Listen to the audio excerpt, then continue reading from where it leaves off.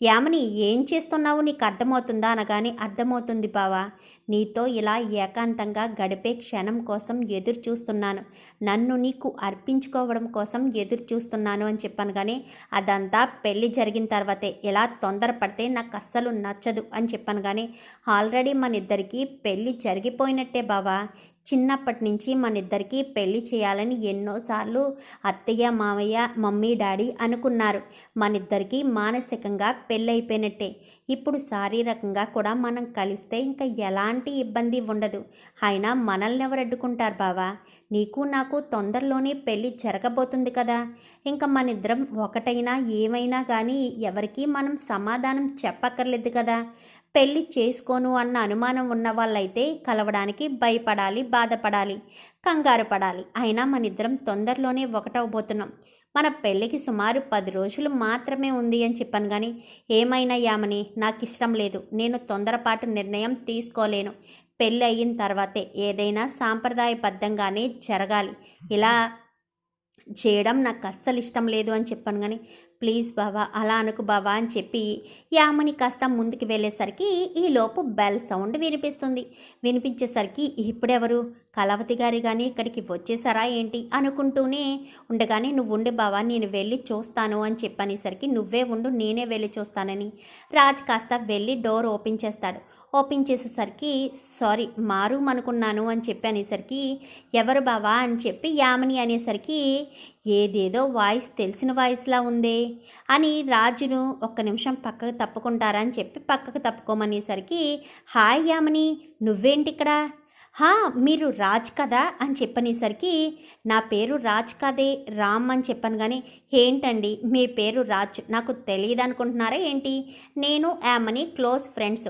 అప్పట్లో యామని మిమ్మల్ని ప్రేమించింది కదా అని చెప్పనేసరికి ఏం మాట్లాడుతున్నారు?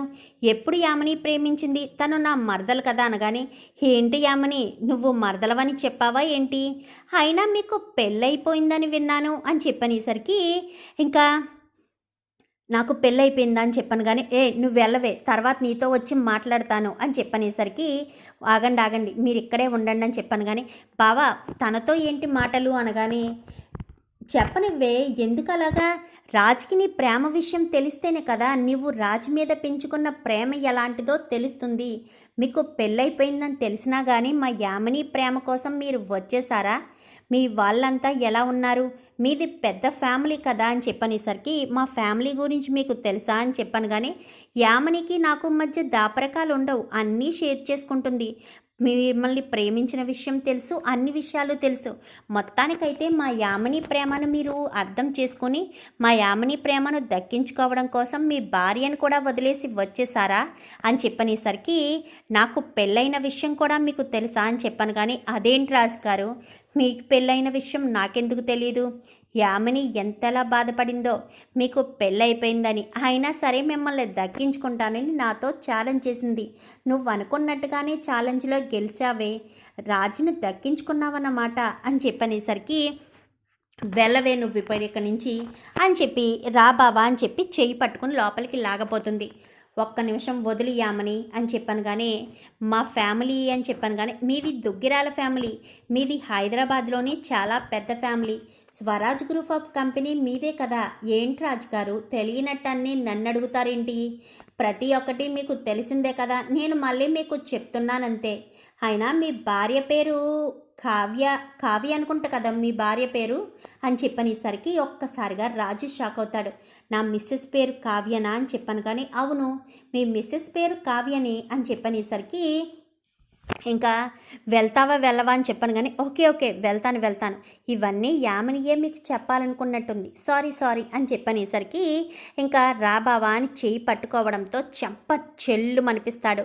ఇప్పుడు నాకు అర్థమవుతుంది యామిని, ఒకప్పుడు నువ్వు నన్ను ప్రేమించావు కాబట్టి గతం మర్చిపోయిన నేను నీకు దొరకడంతో అవకాశం దొరికింది నీకు. అందుకని నా ఫ్యామిలీ నుంచి నన్ను శాశ్వతంగా దూరం చేసి నన్ను నువ్వు దక్కించుకోవాలని చూస్తున్నావా? బావా అనే పిలుపు నాకు ఏదో కొత్త రకంగా అనిపించినప్పుడే నాకు అర్థం చేసుకోవాల్సింది.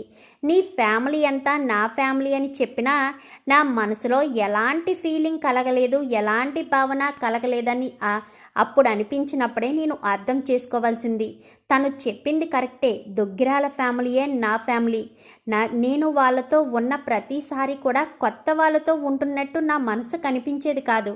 ఎప్పుడు నా వాళ్ళు, నాకు తెలిసిన వాళ్ళు అన్నట్టుగానే అనిపించేది అని చెప్పి అంటూ ఉండేసరికి, అది కాదు బావా అని చెప్పాను. కానీ ఎవరు నీకు బావా, నేను నీకు బావనా అని చెప్పనేసరికి, అది అది అని చెప్పాను. కానీ ఇంకా చాలు యామిని, నువ్వు వాడిన నాటకాలు చాలు. అందుకేనేనా నాకు కళావతి గారిని చూసిన ప్రతిసారి కూడా ఆవిడికి నాకు ఏదో బంధం ఉంది అని అనిపించేది అని చెప్పనేసరికి, నా ప్రేమ గొప్పది కదా, కావ్య కంటే ముందు నేను నీ లైఫ్లోకి వచ్చాను అనగానే, ఇప్పుడు నా లైఫ్లో ఉన్నది కావ్య మాత్రమే. కావ్యే నా భార్య. నా భార్యను కాదని నేను నీతో ఎందుకు ప్రేమను పంచుకుంటాను? నిన్ను చూసినా, నిన్ను తాకినా, నీతో మాట్లాడినా నా మనసు అసలు ఎలాంటి స్పందించడం లేదు. కానీ కళావతి గారితో మాట్లాడినా, కళావతి గారితో ఉన్న ఆవిడితో నా పరిచయం చాలా సంతోషంగా అనుభూతిని కలిగిస్తుంది. నాకు అప్పుడే అనుమానం వచ్చింది. కానీ ఏంటో నా ఫీలింగ్ ఏంటో అర్థం కాలేదు. నేను ఆవిడ్ని ప్రేమిస్తున్నాను అనుకున్నానే కానీ తనే నా భార్య అని, మా ఇద్దరికీ ఉన్న బంధమే మాంగళ్య బంధం అని నేను తెలుసుకోలేకపోయాను అని చెప్పనేసరికి, అది కాదు రాజ్ అనగానే, నా చెయ్యదులు అనగానే, చెయ్యి వదలడానికి కాదు ఇక్కడికి తీసుకొచ్చింది, రా అని చెప్పి చెయ్యి పట్టుకొని తన మీదకి లాక్కునేసరికి రాజ్ కాస్త ఒక్క తోపు తోసి చెంప చెల్లు మనిపిస్తాడు. నీకు అసలు సిగ్గుందా? అసలు పెళ్ళి కాకుండానే ఇలా చేయడానికి బరి తెగించిపోయావా? చిచి, నీలాంటి ఆడదాన్ని చూస్తేనే నాకు అసహ్యంగా ఉంది. నీకోసమే నేను ఎంతో తాపత్రయపడ్డాను. నీ మీదే ఎన్నో ఆశలు పెంచుకున్నాను. మరి నీ గురించి నేను నా జీవితాన్ని అర్పించాలనుకున్నాను. నిన్ను దక్కించుకోవడం కోసం ఏం చేయడానికైనా సిద్ధమే అనగానే, నీలాంటి దాన్ని పొందడం కోసం నేను సిద్ధంగా లేను. నా భార్య ఇదే రిసార్ట్లో ఉంది. నా భార్యతోనే నేను సంతోషంగా ఉంటానని చెప్పి వెంటనే రాజు యామినిని ఒక్క తోపు తోసి డోర్ కాస్త దగ్గరికి లాగి కావ్య దగ్గరికి వెళ్ళిపోతాడు. ఏంటి రామ్ గారు ఎలా వచ్చారు అని చెప్పనేసరికి ఇంకా వెంటనే కావ్యని హత్తుకుంటాడు. ఎందుకు కావ్య నాకు చెప్పలేదు? నేనే నీ భర్తనన్న విషయం నాకెందుకు చెప్పలేదు? మనిద్దరికీ ఏదో బంధం ఉంది అని చెప్పిన ప్రతిసారి కూడా మనిద్దరి మధ్య ఉన్నది మాంగళ్య బంధం, భార్యాభర్తల బంధం అనే విషయం నువ్వు నాకు ఎందుకు చెప్పలేదు కళావతి అని చెప్పాను. కానీ అంటే మీకు అని చెప్పనేసరికి గతం గుర్తు రాలేదు.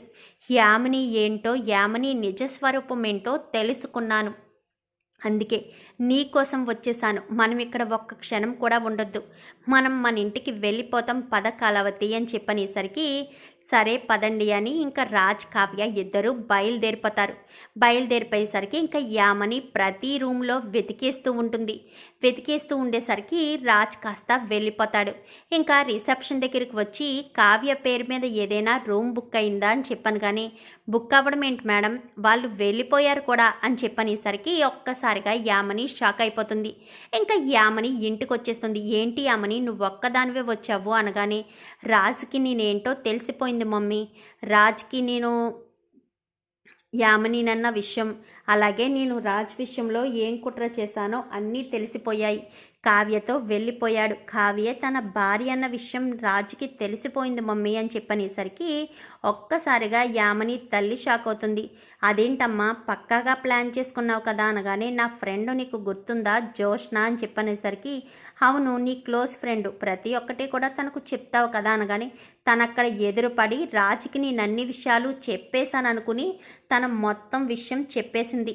ఇంకా రాజు నన్ను అసహించుకుని వెళ్ళిపోయాడు మమ్మీ అని చెప్పనేసరికి ఒక్కసారిగా వైదేహి షాక్ అవుతుంది. చూద్దాం మరి రాబోయే ఎపిసోడ్స్లో ఇలాగే జరగాలని మీరు కూడా కోరుకుంటే వీడియో నచ్చితే లైక్ చేయండి, ఛానల్ని సబ్స్క్రైబ్ చేసుకోండి, పక్కనే ఉన్న బెల్ సింబల్లో ఆల్ పై క్లిక్ చేయండి. Thank you for watching.